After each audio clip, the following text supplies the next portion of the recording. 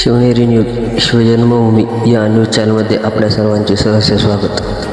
श्री ज्ञानेश्वर महाराज संस्थान कमिटी आळंदीच्या वतीनं मी पालखी सोहळा प्रमुख ॲडव्होकेट राजेंद्र बाबूराव माप नम्र विनंती करतो की सर्व वारकरी भाविक व नागरिकांना नम्र आवाहन करण्यात येते की इंद्रायणी नदीला मोठ्या प्रमाणात पूर आला असून आळंदी शहरात प्रवेश करणारे नदीवरील चारही पूल पाण्याखाली गेलेले आहेत।